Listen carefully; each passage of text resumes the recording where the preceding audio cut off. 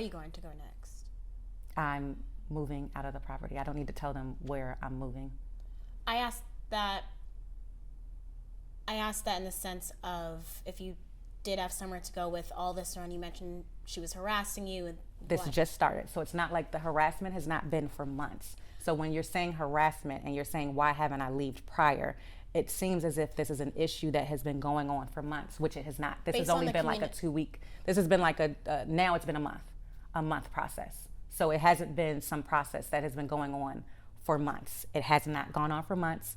It has not. It's only been going on now for a month, literally a month. So you're saying just November or just December? The end of October is when the stuff started. The harassment started in November. Okay. So the harassment didn't start until mid-November. So the harassment, the sign, the cutting the power off, that was November. Well, the power was cut off in October 1st, but then they turned the power back on, but then they turned it back off in November. So the issues didn't start until October, November, the end of October, the beginning of November. There was no harassment prior to that. There was no issue with installing signs. None of that started months ago, and I'm just staying here dealing with harassment. No, that's not the case. Where do you think the missing link or disconnect is between you and the homeowners, between you feeling and saying that you are renting and them saying that you are here without their permission and legally? In one sentence, what would you say that disconnect or link is? I think the disconnect is simply you not wanting to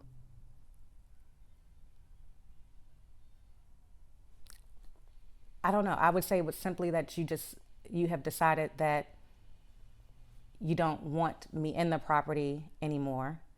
And instead of trying to do that the legal way, let's say, even if you go the legal way, I'm planning to leave before. Let's say she decides to go to landlord and tenant court tomorrow, and that process takes 6 months. I'm not going to be here for 6 months while we go through that process. Now, while we go through the civil process, I will be still going through that, but I'm not even going to stay here for that time frame. But I would say the disconnect is understanding that regardless of whether you want to see me as a tenant or not, once you allowed me, do I need to, is that disconnect? Yes, if you don't mind.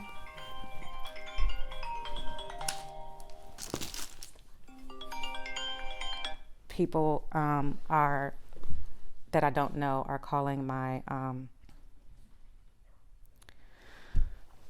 phones. Okay, I would say that the disconnect is simply that you want something to happen in a quicker time frame than I can make possible. So I would say within the next 2 weeks, before the end of December, before there is anything serious, that I would be out of this property. It might even be within the next week that I would be fully packed up and have my stuff out. Because now it's gotten to the point of harassment and messing with the peace. That was not a problem before. If that was a problem before, then I would have been on a speedier process to make this happen. But because I may have paid late and then make the payment and then you send me another invoice, I'm under the impression because you send me another invoice for another month that we are fine. Just like if I were renting an apartment and I paid it late and then I paid it later, you make the payment, everything goes back as long as you're making your payments. So I don't know if I answered your question or not. No, you're fine. So essentially when they sent you the payment request for when you wanted to extend, to you that's an agreement of I'm going to stay and at the property because okay. Why would you send me a payment link for rent if you don't want me to stay here? If you wanted me out in April, why did you send me one for April? If you wanted me out in May, why did you send me one in May? If you wanted me out in June, why did you send me a link for June, July, August, September, October? Why did you send me those links for payment?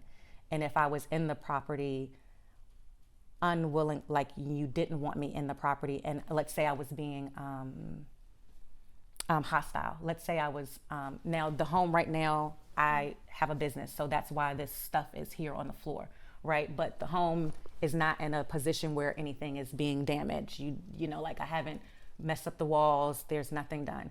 So if you wanted me out of the property because you felt like I was doing something to the property or you just didn't want me at the property anymore, you would go through the process to make sure that the person cannot be at your property, which would be going through it legally, not because the person, whether you agree to a lease or not. If I own a home, I know that in order to get the person out, I have to make sure I go through the process to get them out. Why didn't that process happen if you wanted me out, and why were you continuing to send me invoices and accept the payment? So if you send me an invoice, then you say, never mind, you know what, I'm not taking your payment. But Would you that have accept it all. changed anything though? Because you mentioned that because you were here for 30 days, you have the tenant rights, and you were telling her she has to go through the court process. So I would have the tenant process. Wasn't even thinking about that until we got to the point of the harassment. So at no point in March or April or May did I think What was about considered harassment for you, just to clarify? Because based on the messages, it seemed like you started claiming harassment when you started asking for the missed payments or money that wasn't received. No, She says it's when you come to the home, you're banging on the door, the police say to you, you can't come in. You come in, you sit down, you threaten me, tell me that you're going to break all of the windows in the house. So she came inside and threatened you? Yes. Okay. The police have it on their cameras. Like, they were wearing footage, the body cameras. Came in the home. Then you go outside of the home because they say, no, you know what, if you continue to do this, we're going to arrest you because she has rights to be here. Despite them saying that, she would come back every other day to say something or do something else in order to create hell. Let me say this because, respectfully to the people who have seen this, to those who have heard about. So I'm sorry. So my point is that at no point prior to that was I ever saying, I have tenant rights, you better not do this, because there was no need for me to feel like I needed to have tenant rights before that. There was no need for me to feel like you're going to do something that is going to put my living in danger for me to feel like I need to protect myself, because I make a payment and we're back on good terms. So there was never a thought about what a tenant right was until we got to the point of that. The contention. Correct. Does that make sense to you? It does. I hear you. It does look like this based on everything, and I'll give you, of course, a chance to respond after. It does look like, based on the court records, that you were getting evicted from Ava Noma because you were there for 13 months and only paid for a month. And around the time you were getting evicted, you booked this Airbnb for 32 days. You then told the homeowner you needed more time because of the alleged fire and things like that, and you wanted an extension and asked to pay via Amex or another way outside of Airbnb. She accepted that extension. And then you continued staying. You say you paid. She says she never received payment. And then you said because you were here for 30 days, DC says you are a tenant and she has to go through the process to get you out. You signed an agreement saying that you would be out. She offered to pay you to leave, essentially. You signed and agreed and still did not leave. With all of that together, to her, it does appear, in a sense, with you knowing how DC laws work, that you kind of scammed your way into long-term housing. Okay, so first of all, you said alleged fire. Mm-hmm. There was a fire. There's no alleged. A fire happened, a fire report happened, a police report happened, and it was investigated. So a fire happened. So it's not alleged.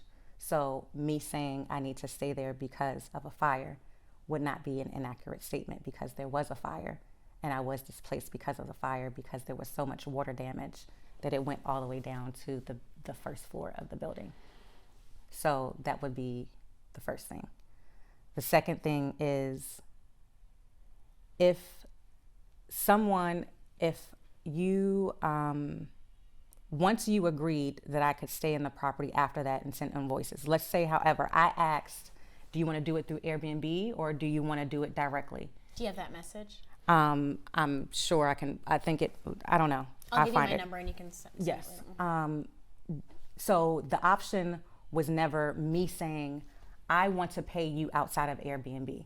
That was never a statement. There was Why never. Why did you correct that when she said that in court? Because she did say that you stated that you initiated the outside payment in court. So I don't think she said that. So we had court today. Yes. And while I was trying to ask questions about the legality of things and ask other questions, the judge said, You cannot. They were there only for the emergency hearing, which was the power being out. Okay. So the other issues where the questions of whether she's lying about payments and all of that, which I sent payments to the judge, which the judge could see the payments. Here's a payment for June. Give me one quick second. Tell him to move us down to 5:30, because we're still talking. Sorry, go ahead. Okay. So the initiation to go out of Airbnb was not me. It was, and I don't recall that being asked in court. And if it was, when I was trying to ask questions, if you were there, then you heard the judge say that I am here for this. The legal issues, the law questions that you're asking or trying to ask, it has no bearing today. That'll be reviewed next week. One of the most important questions I want to make sure I do ask you, because I heard you say you're getting calls. I can say sitting here with you that you're also emotionally impacted by this, whatever side anything is on. What do you feel something has been misunderstood, and when people see this story and continue to see it, what do you want them to understand about you? Me personally, or this situation? You personally, and the situation. Everyone has financial issues at some point. No one is free of something happening and they being 1 month or 1 week away from paying their rental payment. If you make your rental payment late, that does not mean that your landlord should be able to cut your power off to your home, that they should be able to come to the home to harass you, to get into the unit, or have your vehicle towed, or put signs on the thing in order to try to publicly humiliate you while you're going through a financial thing, because everyone has paid a bill late. Everyone has. And when you pay that bill late, it doesn't mean that you're a bad person. It doesn't mean that you should be under public scrutiny because you paid a bill late. We all have paid a bill late. But I guess one last question before I step out. 10 toes down, you're saying guys were in an agreement. She was renting to you. She was your landlord. You were a tenant. Yes. Okay. And that's the only reason why we are here, and that I have not been living here for months not paying. That is an inaccurate statement. That is an untrue statement. I cannot make invoices to send to her to live in her place. She had to initiate all of those, and you accepted my payment every month. Any way that I made, any of the payments that I made, she said in court that they were all successful. So to say that I paid with my credit card, which if anyone has an Amex, you know that you get points for making payments and then paying your credit card off the immediate month. I like to travel. I can pay it. If the Amex was not an acceptable form of payment, why was I allowed to make the payment that way? I will say, speaking to both of you, this has created an extreme amount of stress and distress on both ends. So hopefully there's a resolve for both of you, truly. Because from speaking with both of you, there's some either big miscommunication on one side or the other. I think laws that exist and didn't necessarily help in this scenario as well. But it's not a unique scenario. This happens quite often. But I feel like when it happens before, there's someone who is intentionally trying to work a system.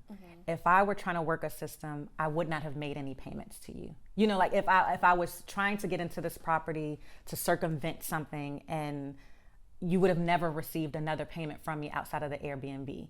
There would have never been another payment, but you were receiving payments every month. So I wasn't trying to circumvent some process. But when it came to protecting myself, my children, and even my child, who is not my child, who's like my adopted daughter, if it comes to protecting them, then I have to protect myself. If that means now saying you're harassing me and you're cutting my power off and I don't have hot water, I have tenant rights, then that's when I'm going to say that. So it was in your mind self-defense. Correct. I never mentioned tenant rights before anything was done to make me have to feel like I have to have tenant rights, because I wasn't worried about that because we were making payments, there would be no issue. Okay. It seems like it may have escalated from Airbnb guests extending to this, what is now a contentious situation, like when you maybe started bringing up tenant rights in this. But that wasn't until last month. So it's not like, so in March, April, May, June, July, I never said, I have tenant rights here, you know, like, because I never. It wasn't on your mind. It wasn't on my